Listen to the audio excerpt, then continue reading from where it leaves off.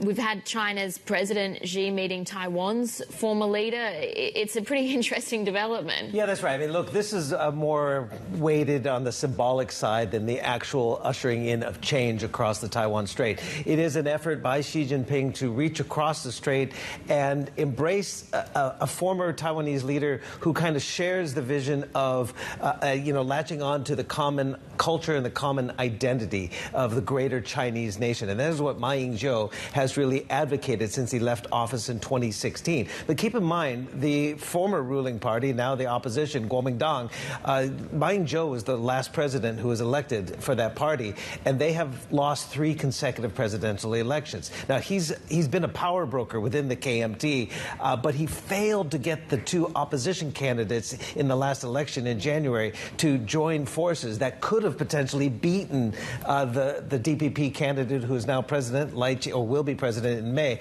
Lai Ching-te. Look, the opposition 2 candidates got 60% of the vote. Lai Ching-te got 40. If they had combined their efforts, as Ma Ying-jeou tried to do, they potentially could have won that election. So I think Xi Jinping in Beijing is kind of seeing an opportunity that people in Taiwan don't want war, they don't want conflict. They're still leaning towards the DPP, but there's a bit of a crack and opening for soft power to work, and I think that's what Xi Jinping is trying to leverage. Is this also as much as appealing to the Taiwanese people, but also an outward projection given the timing of this meeting as we see the US-Japan meeting at the moment? Absolutely. I mean, again, Xi Jinping in those comments in the Great Hall of the People, as he shook hands with Ma Ying-jeou, essentially said, and I'll quote him exactly, "External interference cannot stop the historical trend of national reunification." External interference. So there was a not-so-veiled jab at the United States. Again, so this is against the backdrop of increasing tension, if you will, over the whole Taiwan issue.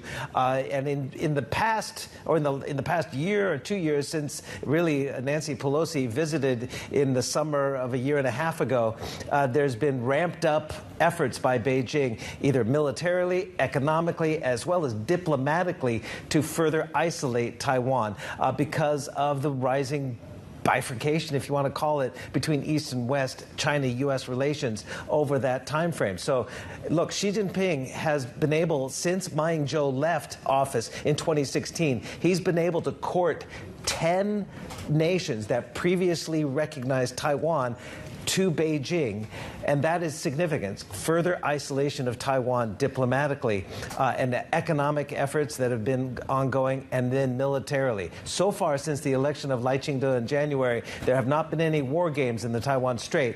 But again, May 20th is that inauguration. There's still time for that. But he's using soft power with courting Ma Ying-jeou to kind of get a pulse check on what the people of Taiwan really want after that election.